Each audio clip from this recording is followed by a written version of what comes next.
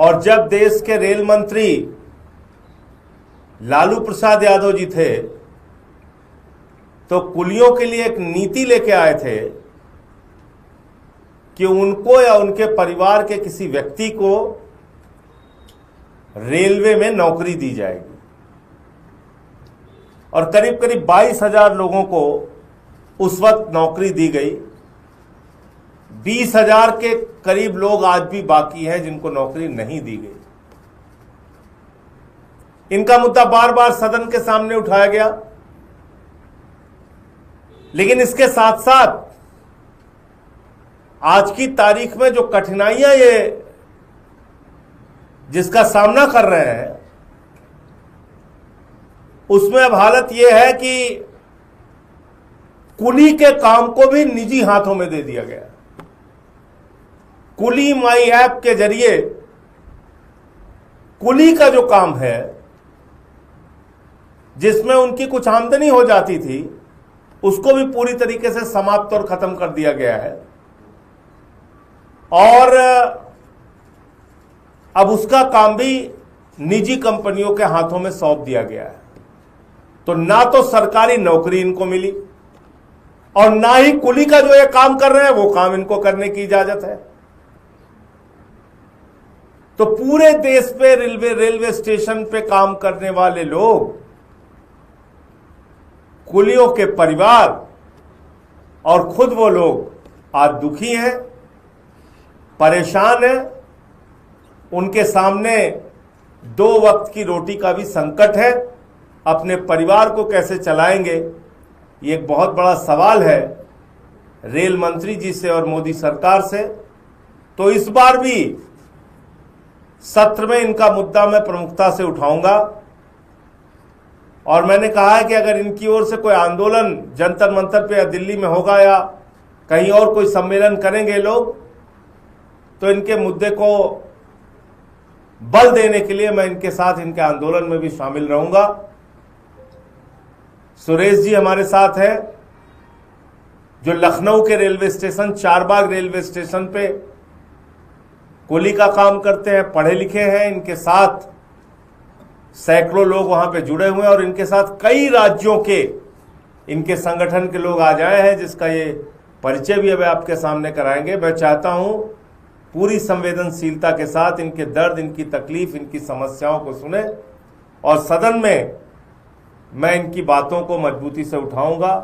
इनकी और जो मांग और बातें हैं, मैं चाहता हूं सुरेश जी एक बार आपके सामने रखेंगे। सबका परिचय करा दीजिए।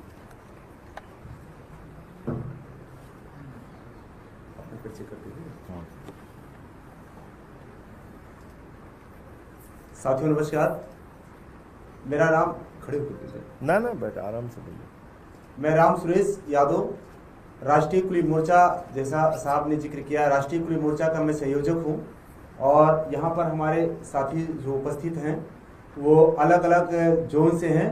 सिकंदराबाद जोन से रहमतुल्लाह जी हैं, आपके मऊ से चुन्नू जी हैं और आप कर्नाटक से इमाम भाई हैं और बिहार से अरुण जी हैं,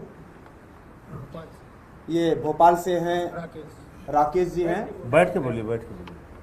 भोपाल से राकेश जी। इस तरीके से पूरे भारत से हमारा जो है एक डेलीगेशन आज माननीय नेताजी के मिल करके और अपनी बात को पार्लियामेंट में उठाने के लिए यहाँ हम लोग आए हैं। हमारा सवाल ये है कि नेताजी ने बार बार सदन में इस बात को रखा, हम गरीबों की बात को और मांग किया, लेकिन उस पर आज तक कोई कार्रवाई नहीं हुई है। हमारी मांग ये है कि पिछली 2008 में हमारे देश के कुलियों का समायोजन रेलवे के अंदर किया गया था, लेकिन तब इतनी टेक्नोलॉजी नहीं थी। आज जिस तरीके से टेक्नोलॉजी बढ़ी है, चाहे एक्सीलेटर हो, लिफ्टें हो, जिससे हमारा काम ज्यादा नहीं प्रभावित हुआ, लेकिन आज जो सरकार ने निजीकरण व्यवस्था लेकर आई, उस निजीकरण में हमारे भी काम को प्राइवेट कंपनियों के हाथ में दिया गया। जब हमारे काम को प्राइवेट कंपनियों के हाथ में दे दिया गया तो मेरे पास काम नहीं बचता है।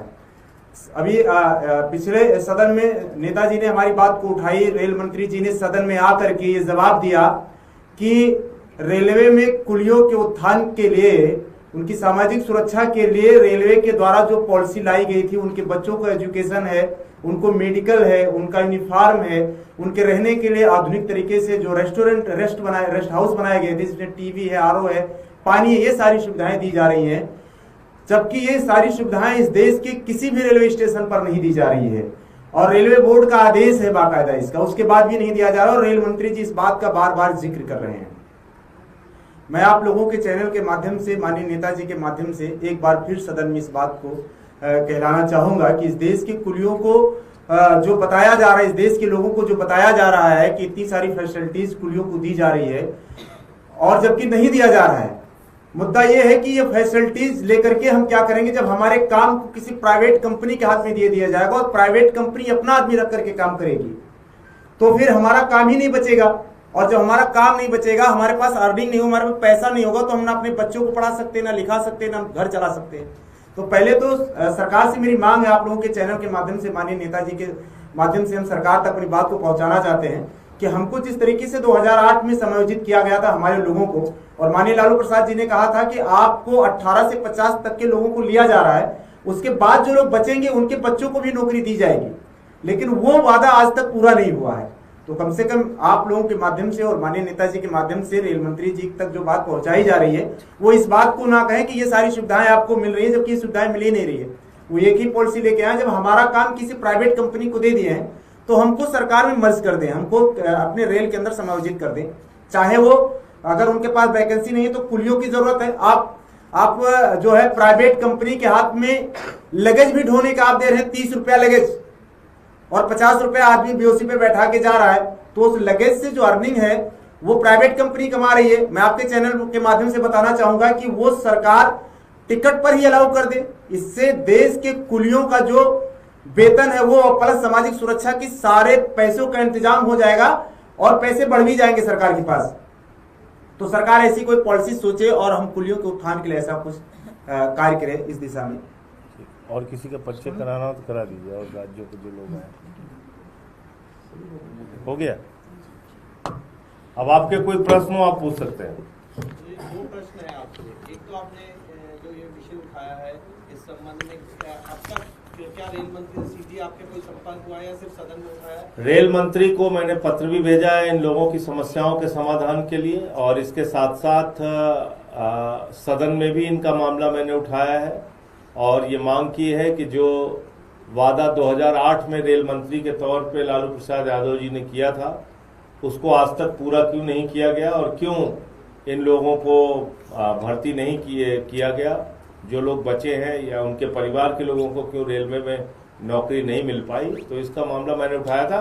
और साथ ही साथ अब तो जब निजी हाथों में कुली का काम चला गया तो इनके समायोजन की व्यवस्था करनी ही चाहिए, वरना कैसे इनका जीवन कैसे चलेगा। तो दूसरा सवाल है कि गंभीरता से आपने ये जो सवाल उठाया, एक और गंभीर सवाल खड़ा हुआ है जिस सदन में आप लगातार सवाल उठाते थे, उसके सभापति ने अचानक से इस्तीफा दे दिया। देखिए, मुझे लगता है इस पे अभी कोई टिप्पणी करना जल्दबाजी होगी। सारी चीज़ों को देखना चाहिए पूरी बात, क्योंकि एक बड़े संवैधानिक पद पर बैठे हुए व्यक्ति का अचानक इस्तीफा होने से सारा देश अचंभित है। हम लोगों को भी समझ में नहीं आ रहा आखिर हुआ क्या है। तो जब तक पूरी जानकारी ना मिल जाए, पूरी सच्चाई ना पता चल जाए, और वो देश के प्रधानमंत्री को और सरकार को ही स्पष्ट करना चाहिए, तो जब तक वो पता नहीं चल जाए तो कुछ भी टिप्पणी करना ठीक नहीं है। मैं ये भी देख रहा हूँ कि प्रधानमंत्री जी ने कितनी देर के बाद, उनके इस्तीफे के कितने समय के बाद एक ट्वीट किया है। इसका मतलब कोई प्रयास नहीं हुआ उनकी तरफ से मनाने का या रोकने का। तो पूरी बात क्या है वो जानना बहुत दुविधा, बहुत सारे सवाल लोगों के मन में खड़े हो गए। सर, आप लोगों की मुलाकात हुई थी, आप और अरविंद जी मिले थे, उसमें भी सवाल उठ रहे थे, उसके एक दिन बाद इस्तीफा हो गया। मैंने आपसे कहा कि ये बड़ा गंभीर विषय है, जब तक इस पर कोई पूरी जानकारी नहीं मिल जाती किसी भी प्रकार का टिप्पणी करना, किसी भी प्रकार की बात करना उचित नहीं है। लेकिन आपके जो सदन के साथी हैं वो इसमें राजनीति तलाश रहे हैं, क्योंकि स्वास्थ्य कारणों का हवाला जो है वो सभापति ने दिया और वही स्वास्थ्य अब जो तलाश रहे राजनीतिक कारण उनको तलाशने दीजिए। आपने आम आदमी पार्टी का पक्ष जानना चाहा, मैंने आपको बता दिया। जब तक इस पूरे विषय पर हम लोगों को जानकारी नहीं हो जाती है गहनता के साथ कि आखिर हुआ क्या है अचानक ऐसे इस्तीफे के पीछे, तब तक कोई टिप्पणी करना ठीक नहीं।